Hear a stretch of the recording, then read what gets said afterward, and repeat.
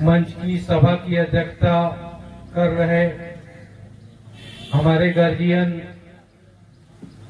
श्री सुरेंद्र गौड़ जी, आदरणीय हमारे उत्तर प्रदेश के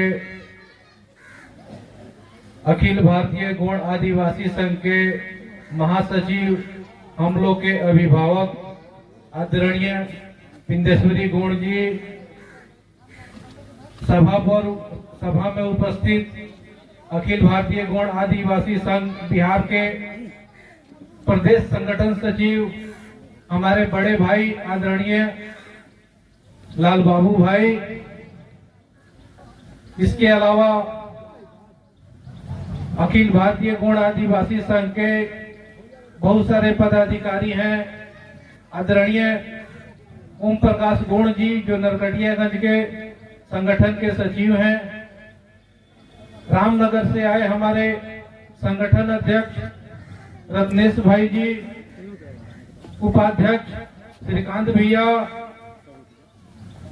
मंच पर उपस्थित नरकटियागंज के कोषाध्यक्ष हमारे आदरणीय छोटे लाल भैया, नरकटियागंज अखिल भारतीय गौड़ आदिवासी संघ के अध्यक्ष पूर्व सैनिक लाल मोहन गौड़ जी, आदरणीय का हम नाम नहीं जानते हैं फिर भी उनको भी नमन, भूमक जी, हमारे अखिल भारतीय गौड़ आदिवासी संघ के जिला उपाध्यक्ष आदरणीय रामचंद्र गौड़ जी, हमारे अनुज जो समाज विस्तार में, संगठन विस्तार में अग्रणी भूमिका निभा रहे हैं, तरुण भाई, हमने जिला स्तरीय कमेटी में हमने हरेंद्र भैया को भी एक पोस्ट देने का प्रण किया है, तो हमारे जिला कमेटी के सदस्य हरेंद्र भैया और जो भी हमारे भूमक बंधु हैं, इसके अलावा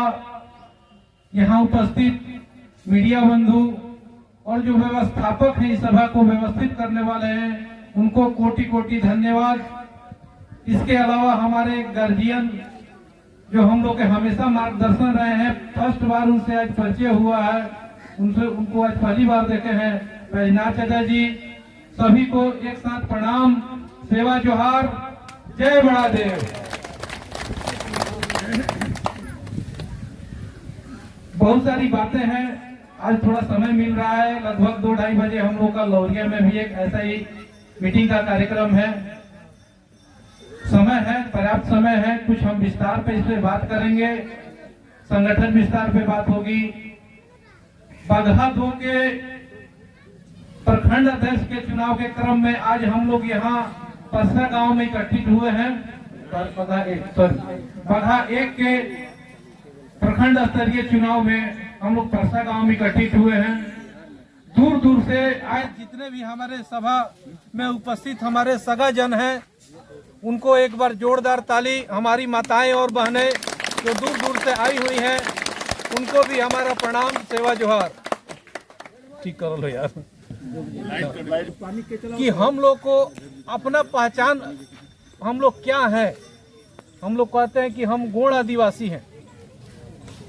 मेरा सिंपल सा बहुत साधारण तरीका से एग्जाम्पल है, साधारण तरीके का एग्जाम्पल है।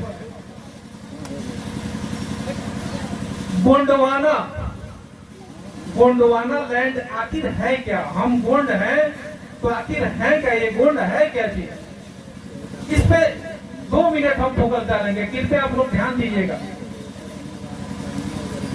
अभी जो ये धरा हम लोग के सामने है, जिसपे हम लोग बैठे हैं, जिसपे ये टेबल लगा है, जिसपे ये पेड़ लगा है, जिसपे ये पंडाल लगा है,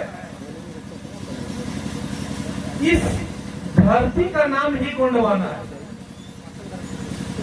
हम लोग उस महान सभ्यता से हैं, उस महान सभ्यता से जुड़े हुए हैं। इस धरती के पहले वारिस चाची इस धरती के पहले वारिस ही गोंड है। इस धरती का नाम ही गोंडवाना है। पहले अपने आप को, अपने वजूद को समझना होगा कि आखिर हम लोग गोंड हैं कौन। जब ये धरती जब बनी, सबसे पहले इस सभ्यता को कोई मेंटेन करके रखा है, कोई जीवित करके रखा है, तो गोंडों ने रखा है। गोंडवाना लैंड और अंगारा लैंड, पूरी दुनिया दो खंड में बटी थी। पूरी दुनिया की जितनी धरती है वो दो खंड में बटी थी। जो ऊपर वाली धरती है, जिसको हम लोग आज के डेट में अमेरिका कहते हैं, रसिया कहते हैं, अपर साइड में जो सिस्टम है यूरोप कहते हैं, वो अंगारा लैंड था, अंगारा लैंड। और नीचे जो धरती थी जिसमें अफ्रीका आ गया, हिंदुस्तान आ गया, ऑस्ट्रेलिया आ गया, इसी को हम लोग गोंडवाना लैंड कहते थे। इतनी पुरानी सभ्यता है हमारी।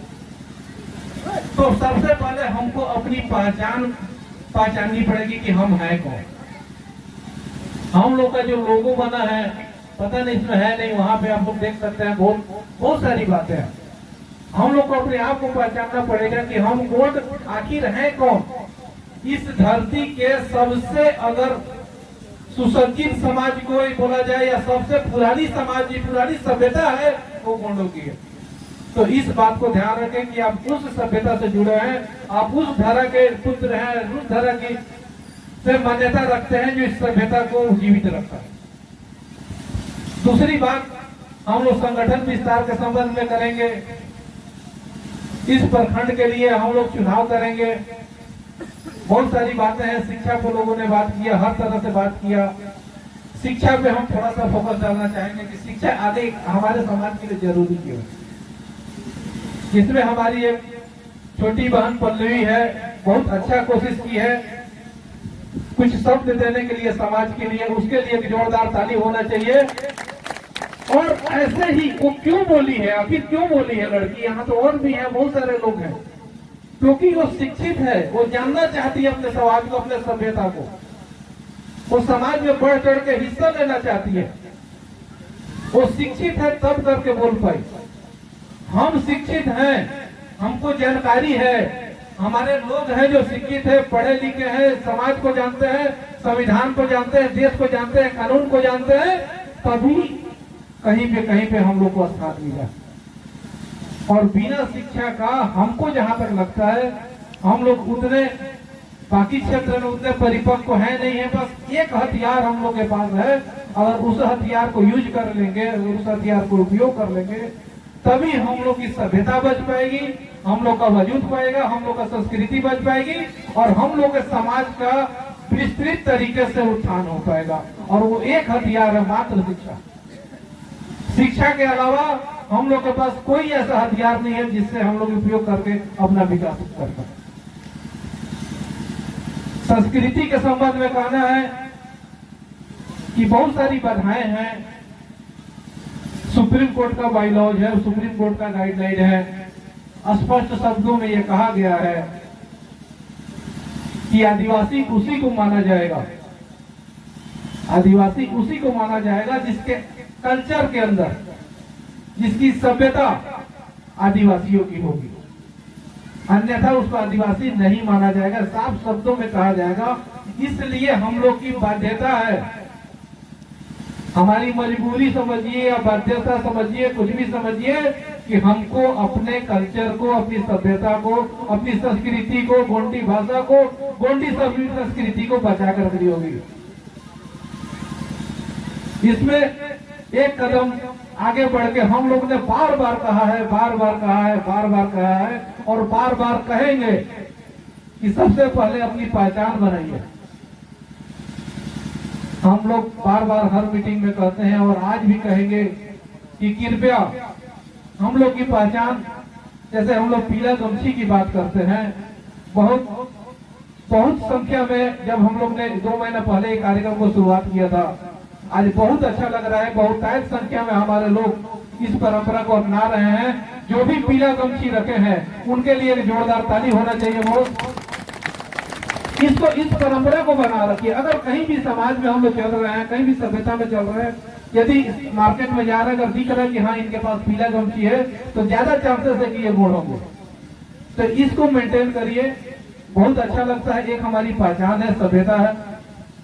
बहुत लोगों ने कहा कि बहुत लोग हम लोग क्वेश्चन कर रहे हैं, उंगली उठा रहे हैं, उंगली उठाने वाले को फर्क नहीं पड़ता, वो अपना उंगली उठाए, हाथ उठाए, फर्क नहीं पड़ता। उन लोग अपना डिमांड कर रहे हैं, करने दीजिए। हम लोग को करना है कि हम लोग को यूनाइट होकर रहना है। इसी क्रम में हम लोग संगठन विस्तार के लिए पूरे जिला स्तर पे हम लोग मुहिम चलाए हैं। प्रखंड स्तर पे हम लोग संगठन को बना रहे हैं। प्रखंड स्तर पे जो भी संगठन बनेगा वो पंचायत लेवल पे संगठन का विस्तार करेंगे। पंचायत लेवल पे जो संगठन बनेगा वो रूट लेवल पे जाके वार्ड लेवल पे संगठन का विस्तार करेंगे। हमारे अखिल भारतीय गोंड आदिवासी संघ के राष्ट्रीय अध्यक्ष, भारत सरकार में मंत्री माननीय श्री फसल सिंह कुलस्ते जी का एक कार्यक्रम हम लोग ले रहे हैं पश्चिम चंपारण में। संभवतः 6 नवंबर को डेट फाइनल होने जा रहा है। लोग जैसे हमारे माननीय हरेंद्र भैया बोले कि 10% आरक्षण की बात होनी चाहिए, आदिवासियों के लिए छात्रावास की बात होनी चाहिए, तो हम 10% आरक्षण के लिए बोलना चाहेंगे कि आपको 10% के क्या 20% का मांग करिए, लेकिन आपको संख्या तो आपको दिखानी पड़ेगी। मांग करने से हो जाएगा। आप बोलते हैं कि इस जिला में 3.5 लाख गोंड आदिवासी है, लेकिन दिखाना होगा, मार्केटिंग करना होगा कि आप कितने हैं। आप घर में बैठे रहिएगा तो कहीं आपको कोई बात नहीं मानने वाला है। जब आपको संगठन दिखाना पड़ेगा, लाखों की संख्या में आपको उपस्थित होनी पड़ेगी। आप 10% नहीं 20% का मांग कीजिए। हम लोग कह रहे हैं कि मांग करेंगे, निश्चित मांग करेंगे। मांग हो रहा है, प्रदेश स्तर पे मांग हो रहा है, केंद्रीय स्तर पे मांग हो रही है कि परसेंट को आगे बढ़ाया जाए, सिस्टमेटिक में मांगा। लेकिन हमारा दायित्व भी बनता है कि सिर्फ हम लोग मांग ना करें, जहां जरूरत पड़े संगठन को वहां हम लोग एकत्रित होकर वहां उपस्थित हो। हम लोग की जो पूरे भारत के अंदर लगभग 18 राज्यों में गोंड आदिवासी जनजातियां रहती हैं, जिसमें बहुतायत संख्या में मध्य प्रदेश, छत्तीसगढ़, महाराष्ट्र, आंध्र, इस क्षेत्र में झारखंड में बहुतायत संख्या में गोंड आदिवासी रहती है। उसमें बिहार में भी है, लेकिन बहुत ज्यादा मात्रा नहीं है। उसमें पश्चिम चंपारण एक ऐसा जिला है जहां गोंड आदिवासी संख्याओं की संख्या बहुत ही ज्यादा है। तो इसी तरह से हम लोग नवंबर में एक शंखनाद करने की कोशिश कर रहे हैं। संभवतः जगह जो भी हो, लेकिन बहुतायत संख्या में आप लोग की उपस्थिति अनिवार्य है, उसमें आप लोग को आना पड़ेगा। संगठन विस्तार के क्रम में बहुत सारी बातें हम कहते हैं। संगठन हमेशा पग पग पे आपके साथ रहेगा। जहां संगठन की आवश्यकता होगी, जिस आदिवासी भाई को संगठन की आवश्यकता होगी, जिस गोंड आदिवासी भाई को संगठन की आवश्यकता होगी, हमेशा संगठन आपके पग पग पे खड़ा रहेगा, हर कदम पे खड़ा रहेगा। लेकिन इसमें और वर्ड हम जोड़ना चाहते हैं कि आपको भी संगठन तभी आपके साथ लड़ेगा जब आपको भी संगठन के अंदर कदम से कदम मिला के चलिएगा।